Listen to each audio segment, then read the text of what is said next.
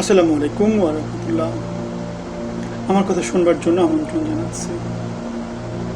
আজকের প্রথম আলোতে একটা নিউজ করেছে, তারা বলছে মূল্যস্ফীতি এবং মজুরি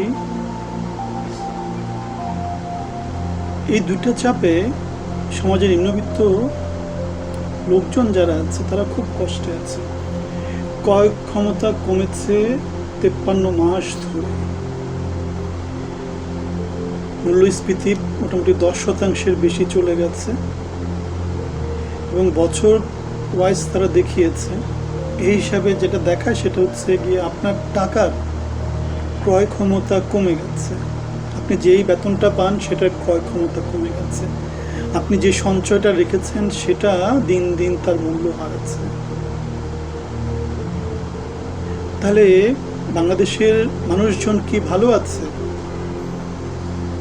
বাংলাদেশের 20 কোটি মানুষ, আমার তো মনে হয় 20 কোটি মানুষের 20 কোটি মানুষই খারাপ অবস্থায় আছে। শুধু ভালো আছে কারা? ভালো আছে বর্তমানে যারা ক্ষমতার কেন্দ্রবিন্দুতে আছে, যাদের সম্পদ 3 মাসে 8 গুণ হয়ে গেছে। আপনারা নিশ্চয়ই শাহে আলমের নতুন একটা খবর দেখেছেন, কোনো একটা পত্রিকা নিউজটা করেছে। তার হলফনামাতে সম্পত্তি ছিল 31% মতো, এখন সেই সম্পত্তি বেড়ে দাঁড়িয়েছে 8 গুণ হয়ে গিয়েছে 3 মাসে। ছেলের নামে ইউনিয়নের নাম করছে, নিজের নামে বুবুর হেলিপ্যাড করছে, এমন অবস্থা না? তো যারা ক্ষমতার আশেপাশে আছে তারা মহাসুখে আছে। তারা সংসদকে তারা হাসি তামাশার পাত্র বানিয়ে ফেলেছে। সংসদ সদস্য যারা হয়েছে 80 জন মানুষ হচ্ছে অশিক্ষিত। আমার ভাই তোমার ভাই চান্দা ভাইদেরকে দিয়ে পুরো দেশ ভরে গেছে। তাহলে প্রথম আলোর এই যে নিউজ, মূল্যস্ফীতি এবং মজুরির প্রচণ্ড চাপে আছে গরিব মানুষ। 53 মাস ধরে ক্রয় ক্ষমতা কমতেছে, প্রতি বছর 10% করে মূল্যস্ফীতি। তার মানে আপনার টাকার প্রতি বছর 10% করে তার মূল্য হারাচ্ছে। 5 বছরে আপনার টাকার মূল্য অর্ধেক হয়ে যায়। 100 টাকা যদি আপনি 5 বছর ধরে ভরে রেখে দেন, 5 বছর পরে সে টাকার 100 টাকা থাকে না, সে টাকার ভ্যালুটা হয়ে যায় 30 টাকা, 40 টাকা, 50 টাকা। এই অবস্থা। এবং বর্তমান সরকার ক্ষমতা আসার পরে তারা ব্যাংক থেকে বিশাল পরিমাণে টাকা পয়সা তারা ধার নিয়েছে, টাকা পয়সা ছেপে তারা ইকোনমিতে ছেড়ে দিয়েছে, যার ফলে যেটা হয়েছে মানুষের ক্রয় ক্ষমতা আরও কমে গেছে।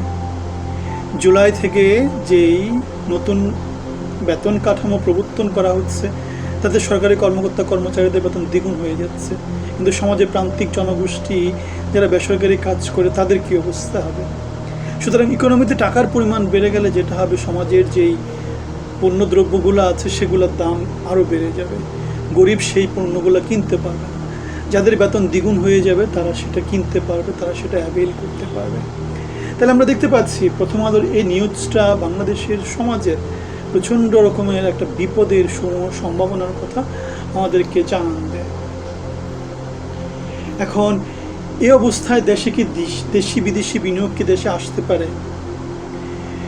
আমরা জানি যে হাসিনা সরকারের ইন্ডিয়াতে পালিয়ে যাওয়ার পরে দেশের ইকোনমিতে প্রচণ্ড রকমের সংকট দেখা দিয়েছিল। আমাদের গ্রোথটা কমতে কমতে 2%, 3% নেমে গিয়েছিল।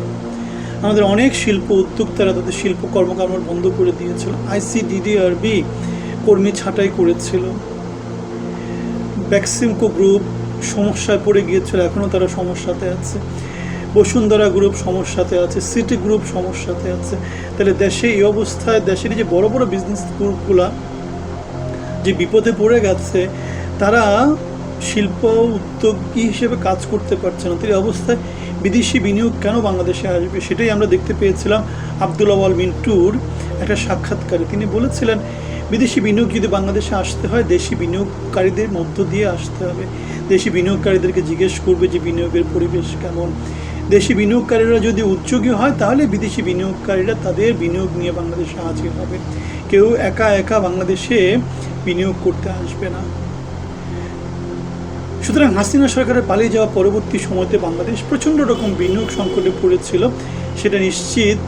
এবং সেটার ধারাবাহিকতায় আমরা বর্তমানে দেখতে পাচ্ছি যে 2025 থেকে 2026-এ 2024-এর জুন থেকে 2025-এর জুনে বাংলাদেশের বিদেশি বিনিয়োগ বেড়েছে। কেন 24 ছিল বাংলাদেশের ভয়াবহ রকমের খারাপ অবস্থা, বাংলাদেশে বিদ্রোহ হয়েছে, বিপ্লব হয়েছে। সুতরাং ওই অবস্থায় দেশে বিদেশি বিনিয়োগের সংকট ছিল, যে অর্থনীতি মারাত্মক হুমকিতে ছিল। দেশি বিদেশি সব শিল্প উদ্যোক্তারা বাংলাদেশ থেকে তাদের উদ্যোগটা গুটিয়ে নিয়েছিল।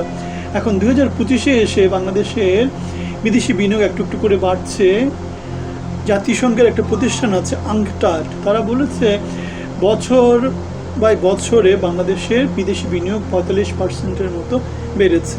24-এর তুলনায় 25-এ 45% পর্যন্ত বেড়েছে।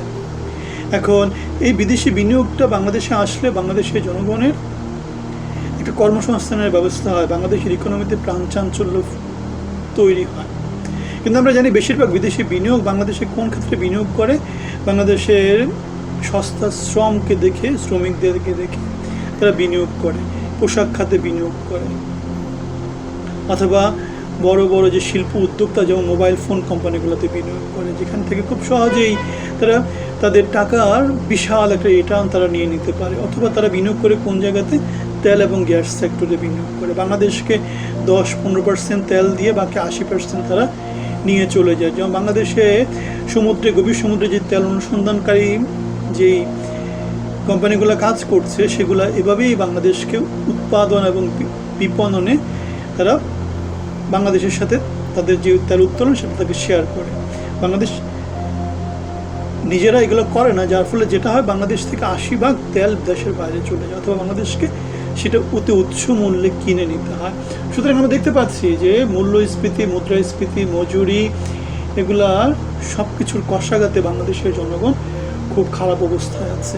এদিকে অতি বৃষ্টি হচ্ছে আমাদের বাংলাদেশে, এই সময়টা বৃষ্টির মৌসুম। এখন এই অবস্থায় উজানে যদি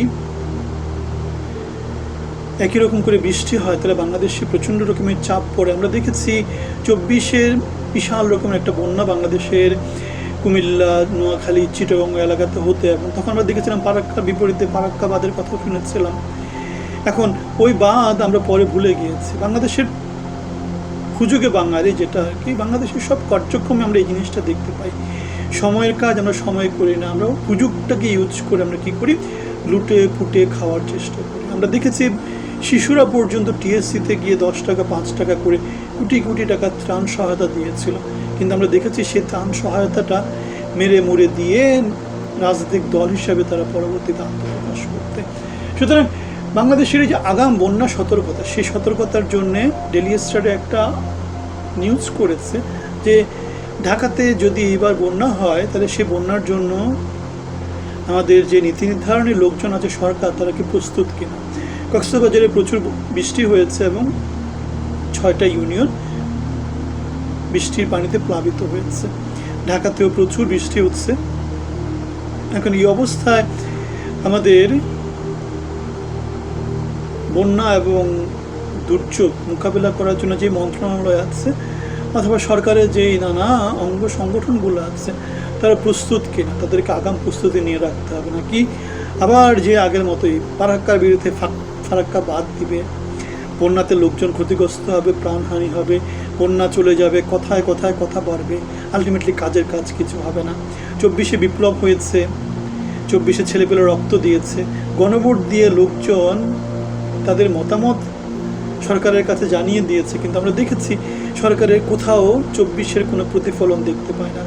24-এর জুলাইয়ের কোনো কিছুর প্রতিফলন দেখতে পাই না। আমরা দেখতে পাই চোর ডাকাত বদমাশ কেন্দ্রিক নতুন একটা শাসনতন্ত্র।